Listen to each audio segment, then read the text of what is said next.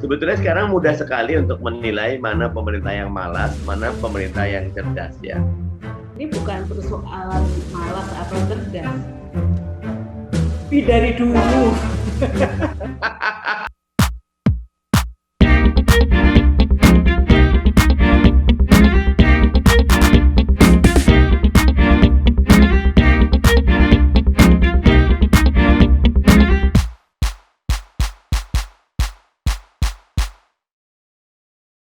Pajak itu di negara-negara yang maju memang menjadi pendapatan utama ya. Dia juga menjadi instrumen untuk melakukan fungsi koreksi sosial ya, sehingga diwujudkan keadilan sosial bagi seluruh rakyat Indonesia. Walaupun yang anehnya nanti Mbak ini bisa lebih detailkan, boleh jadi juga pandemi ya, tetapi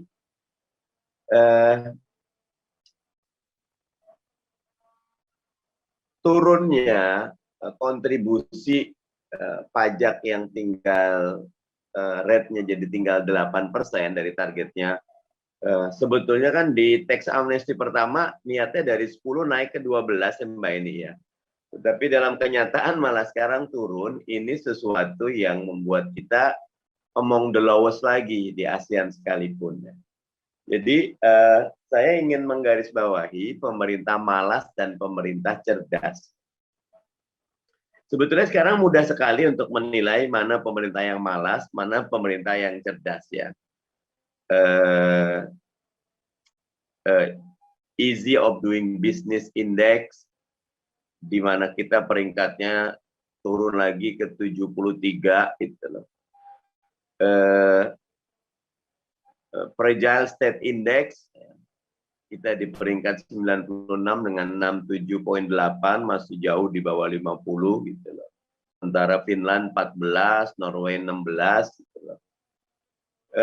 Indeks persepsi korupsi yang kemarin dari 40 kita terjun ke 37, bahkan kalau indeks persepsi korupsi kita di bawah Timor Leste sekarang ini.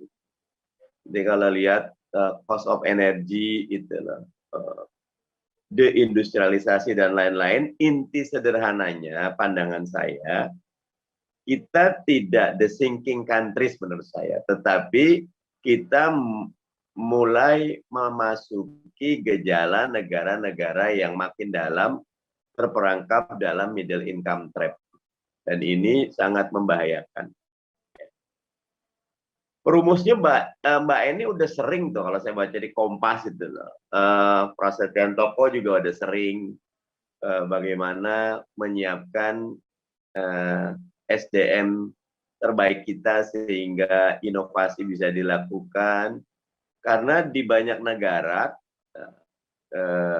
ambil beberapa negara yang kualitas SDM-nya baik, justru COVID-19 ini membawa berkah, inovasi mereka menjadi luar biasa ya. Tadi pagi di The Economist saya melihat beberapa negara mampu justru melompat prestasi inovasinya yang tadinya katakan tahun 2025 ditarik 2020 sudah tercapai beberapa targetnya ya. Ketika memang kualitas SDM kita, Mas Menteri Nadiem sedang bekerja keras ya, dengan segala catatannya ya. Tetapi memang mengorkestrasi 4 juta guru dengan hampir 100 juta murid di negara sebesar Indonesia memang memerlukan langkah yang kuat, tidak otoriter, tetapi basisnya kuat. Kita akan saya paparkan, ini bukan persoalan malas atau cerdas. Lebih dari dulu. Satu.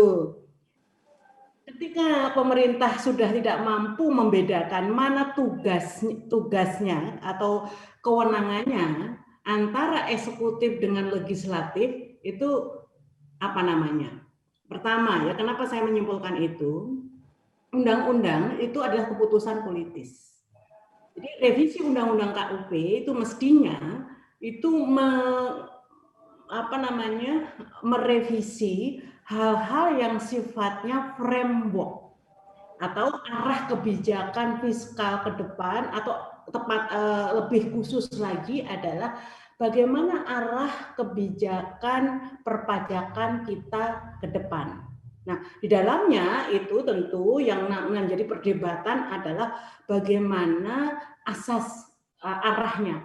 Jadi kalau pemerintah selalu menarasikan bahwa tujuan dari revisi KUP itu untuk agar pemerintah nantinya menghasilkan sebuah kebijakan perpajakan yang berkeadilan. Nah, itu yang harus dibahas gitu kan. Apa instrumen-instrumennya apa? Nah, dan apa yang menjadi kewenangan tadi. Jadi yang namanya lembaga politis itu bagaimana merumuskan goodwill, arah-arah atau peta jalan untuk kebijakan perpajakan ke depan. Nah, bagaimana eksekusinya di level misalnya besaran tarif, terus juga objek apa yang nanti dikenakan dan tidak dikenakan, itu mostly ya sepenuhnya kewenangan eksekutif. Dan itu yang selama ini dilakukan. Jadi saya kok jadi tadi terusik dengan refresh-nya Pak Mardhani bahwa untuk beberapa kebijakan, terutama selama pandemi, ini kan seluruh apapun yang menjadi proposal pemerintah selalu distempel langsung oleh DPR. Nah, jangan sampai misalnya ini hal-hal yang mestinya harus didiskusikan terlebih dahulu dengan publik karena ini menyangkut substansial gitu kan, menyangkut hal-hal yang sifatnya sangat detail, ini diketok palu dengan keputusan politik. Nah, ini yang menurut saya berbahaya gitu kan, lebih dari dungu kan berarti kalau berbahaya. Nah, yang kedua, tidak mampu membedakan Pak Mardhani, ini kan orang yang menggawangi fiskal, menggawangi perpajakan. Nah, sementara untuk membedakan mana objek pajak aja nggak tahu. Jadi tiba-tiba ada penjelasan bahwa untuk memenuhi rasa keadilan masyarakat, maka sembako yang dikonsumsi orang kaya harus dikenakan pajak yang lebih tinggi, sembako yang dikonsumsi orang miskin itu akan dikenakan pajak lebih rendah. Loh, emang sembako punya KTP kaya dan miskin? Jadi secara konseptual saja namanya objek pajak tambahan nilai itu objek pajaknya adalah barangnya. Jadi barang ini apakah barang kebutuhan pokok atau tidak, barang ini adalah barang mewah atau tidak, barang ini adalah kebutuhan yang bisa ditunda atau tidak, termasuk barang ini nanti mempunyai dampak inflator atau tidak.